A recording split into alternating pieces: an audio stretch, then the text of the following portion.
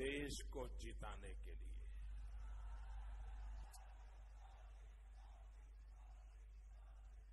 कांग्रेस के और उनके साथी चुनाव लड़ रहे हैं जनता की गाढ़ी कमाई को लूटने के लिए। हम चुनाव लड़ रहे हैं एक एक पाई का सही इस्तेमाल करने के लिए।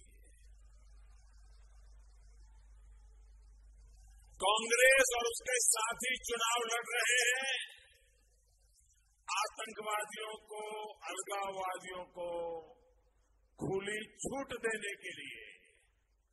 हम चुनाव लड़ रहे हैं आतंकवादियों को, अलगाववादियों को उनके किए पापों की सजा देने के लिए।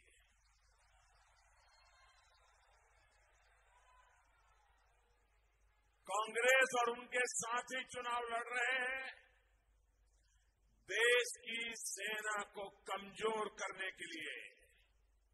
हम चुनाव लड़ रहे हैं देश की सेना को आत्मनिर्भर बनाने के लिए।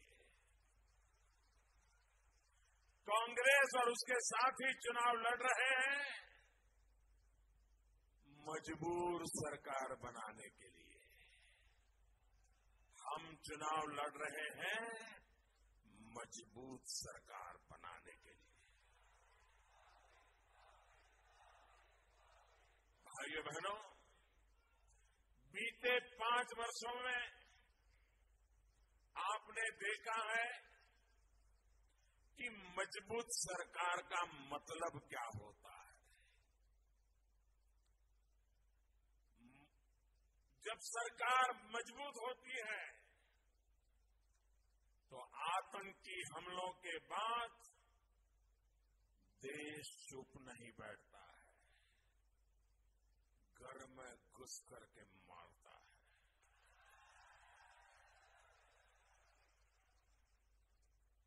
आप मुझे बताइए, जब भारत ने आतंक के सरपरस्तों को सजा दी तो छत्तीसगढ़ के मेरे प्यारे भाइयों बहनों, आपको गर्व हुआ कि नहीं हुआ? आपको गर्व हुआ कि नहीं हुआ? आपको गर्व हुआ कि नहीं हुआ? आपका सीना चौड़ा हुआ कि नहीं हुआ? आपका माथा ऊंचा हुआ कि नहीं हुआ? सहज रूप से मन को आनंद आया कि नहीं आया? आप यही चाहते थे ना? यही चाहते थे ना? मैंने सही किया ना? यही चाहते थे ना? मैंने सही किया ना? सरकार से सामान्य मानवी की यही अपेक्षा होती है ना कि लोग आए, मारे, चले जाए। हम ऐसा चाहते हैं क्या? कोई ऐसा चाहेगा क्या? भाइयों बहनों, जब मजबूत सरकार होती है तो सर्जिकल स्ट्राइक और एयर स्ट्राइक भी होती है। जब मजबूत सरकार होती है दुनिया भी हमारी बात सुनती है, और जब मजबूर सरकार होती है तो दुनिया भी अपना रौब झाड़ती है हमारे ऊपर।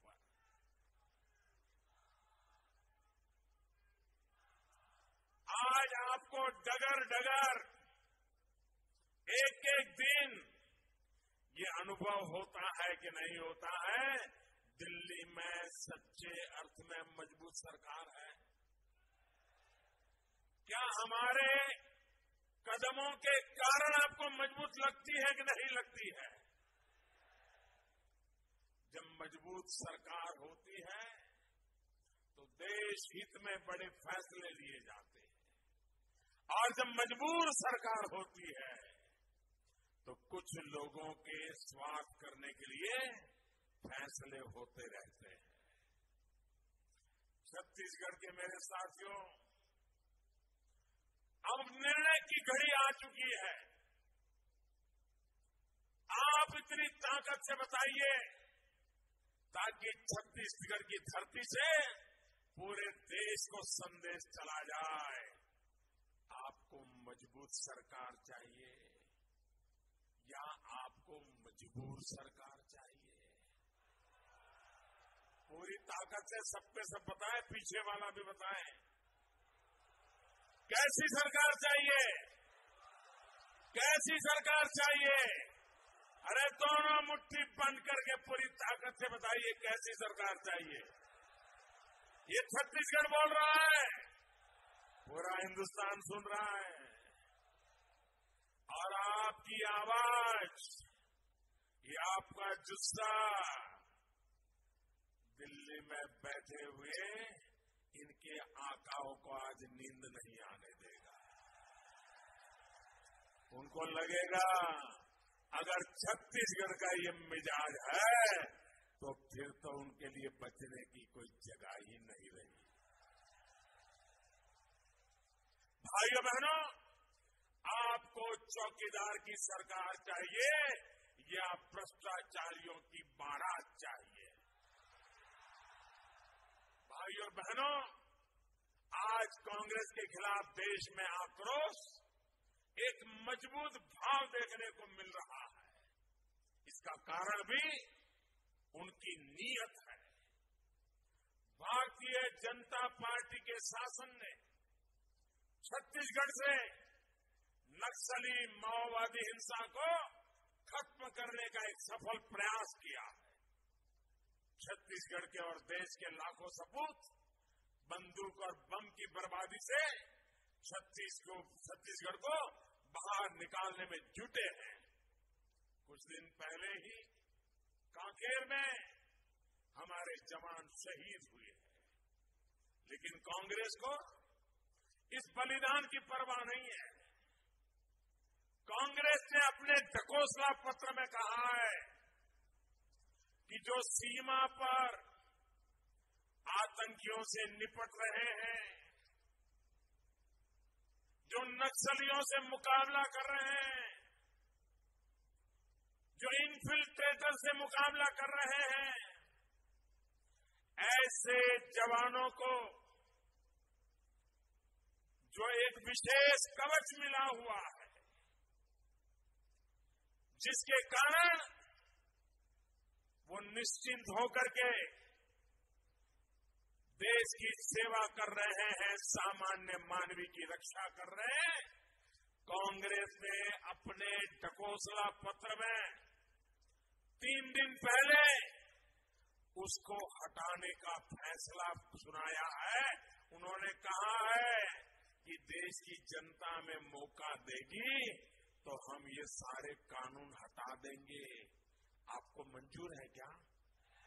आपको मंजूर है क्या? मैं आपसे जानना चाहता हूं, ये जवानों का जो रक्षा कवच है, ये हटना चाहिए क्या? ये हट जाएगा तो हमारे लिए काम कर पाएगा क्या? वो हमारे लिए मरने के लिए तैयार होगा क्या? भाइयों बहनों, क्या हो गया है इन लोगों को? मैं जरा कांग्रेस वालों को कहता हूं, ये सेना के जवानों को, ये सुरक्षा बल के जवानों को तुम नियत से बना रहे हो। अरे जरा एक बार खुद तो ये सारी सिक्योरिटी के कवर से बाहर निकल करके दिखाओ जरा। भाइयों बहनों, देशद्रोहियों की मदद होनी चाहिए या राष्ट्र की रक्षा करने वालों की मदद होनी चाहिए? साथियों, कांग्रेस की यही सोच है जिसके कारण आज देश के अंदर एक गुस्सा है। और मैं देख रहा हूं ये छत्तीसगढ़ में इतनी बड़ी जनसलाब, ये सिर्फ मोदी को प्यार करती है इतना नहीं, देश को बर्बाद करने वालों के प्रति गुस्सा दिखाने के लिए भी आई है। मैं भली भांति आपका गुस्सा समझ सकता हूं। देश का और छत्तीसगढ़ का यही मूड है जिसके कारण कांग्रेस में भगदड़ मची है। मैं भी अभी ओडिशा से आया हूं, वहां कांग्रेस के नेता ऐसे भाग रहे जगह ढूंढ रहे हैं अलग अलग दलों में। तेलंगाना में कांग्रेस के सभी नेता पलायन हुआ, ताला लगने वाला है। और तो और नामदार ने अपनी जिस सीट को वसत का हिस्सा मान लिया था, वहां से भी पलायन करने की नौबत आ गई है। आप कल्पना कर सकते हैं कितनी निराशा होगी। अभी तो चुनाव का रंग जम रहा है, उसके पहले ही वो मैदान छोड़ करके भाग रहे हैं। जब कांग्रेस के नामदार को देश के सबसे सुरक्षित सीट की तलाश करने की नौबत आ गई, तो स्थिति समझना मुश्किल है क्या? भाई और बहनों, ये स्थिति इसलिए आई क्योंकि कांग्रेस में उसकी नीयत में खोट है, और इसलिए दलालों और बिचौलियों का एक पूरा संसार, एक पूरा मायाजाल उन्होंने विकसित किया हुआ है। नीयत के खोट है, इसके कारण हेलीकॉप्टर की खरीदारी में भी दलाली खाने से बाज नहीं आएंगे। नीयत में खोट है, इसलिए कांग्रेस का नामदार परिवार आज जमानत पर बाहर है, जमानत पर। 5 साल पहले किसी ने सोचा था कि अपने शेर बनकर के घूमते हुए रिमोट से सरकार चलाने वाले आज जमानत पे घूम रहे हैं? किसी ने सोचा था? नीयत में खोट है, इसलिए किसानों से कर्ज माफी का झूठा वायदा किया गया। मेरे साथियों, बताइए, क्या छत्तीसगढ़ में सारे किसानों की कर्ज माफी हो गई है? क्या कर्ज माफी हुई है? क्या कांग्रेस ने यहां के नौजवानों से किया अपना वादा पूरा कर दिया? क्या हर चुनाव में कांग्रेस ऐसे ही झूठे वायदों का ढकोसला पत्र निकालकर लोगों को भ्रमित करने का प्रयास करती है। यही दशकों से उनकी राजनीति का तरीका है। यहां छत्तीसगढ़ विधानसभा के चुनाव में भी कांग्रेस ने यही किया। कांग्रेस की नीयत गरीब का भला करने की नहीं है, किसान का भला करने की नहीं है। गरीब के नाम की योजनाओं से अपनी तिजोरी भरना, यही एकमात्र उनका एजेंडा है। कांग्रेस की नीयत में खोट है, इसलिए तेंदुपत्ता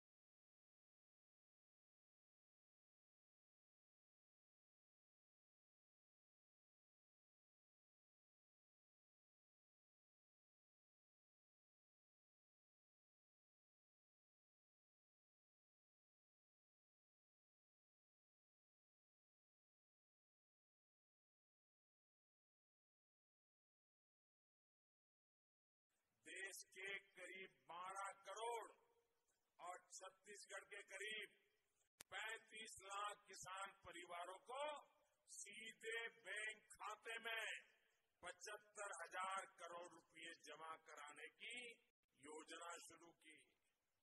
लेकिन आपके बैंक खाते में सीधे पैसे आ रहे हैं, इसलिए कांग्रेस को अब इससे भी दिक्कत है। इसमें भी कांग्रेस सरकार आधे अधूरे मन से काम कर रही है। यहाँ की सरकार ने अभी तक आधी अधूरी किसानों की सूची दी है, जिसके कारण बहुत कम परिवारों को पहली किस्त ये छत्तीसगढ़ में मिल पाई है। पूरे देश में ऐसा नहीं है, क्योंकि उनको डर लगता है अगर डायरेक्ट बेनिफिट ट्रांसफर से पैसे पहुंच गए तो फिर इनकी चलेगी नहीं, इनके बिचौलियों का क्या होगा। हम भी डीबीटी के पक्षकार हैं, वो भी डीबीटी के पक्षकार है। हमारा डीबीटी का मतलब है डायरेक्ट बेनिफिट ट्रांसफर, उनका डीबीटी का मतलब है डायरेक्ट ट्रांसफर, डायरेक्ट बिचौलिया ट्रांसफर। उनको बिचौलियों के जेब में पैसा भेजना है, मुझे हकदार की जेब में पैसा पहुंचाना है। साथियों, देश भर में 3 करोड़ से अधिक किसान परिवारों को पहली किस्त पहुंच चुकी है, लेकिन छत्तीसगढ़ के लाखों किसान इंतजार कर रहे हैं। इसकी गुनहगार यहां की ये नई नवेली कांग्रेस सरकार है।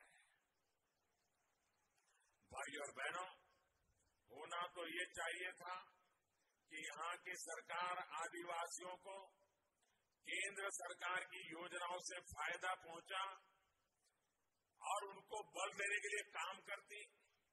रमन सिंह जी ने जो काम शुरू किया था उसको विस्तार देती, लेकिन यहाँ की सरकार ने तो आते ही ट्रांसफर पोस्टिंग का उद्योग शुरू कर दिया है। तुम्हें इधर बिठाएंगे इतना लाओ, उधर बिठाएंगे उतना लाओ, उसको यहाँ फेंको, उसको वहां फेंको। नीचे वालों को बोल दिया लूटो लूटो, जो लूटना है लूटो। भाजपा कार्यकर्ताओं पर भी हमले हो रहे हैं। साथियों, छत्तीसगढ़ में 1.5 दशक से भूखी कांग्रेस सत्ता में आई है। आप सभी लोग संभल कर रहिएगा, सतर्क रहिएगा। विधानसभा के चुनाव के समय कांग्रेस झूठ का जाल बिछाने में सफल हुई थी। इस बार लोकसभा के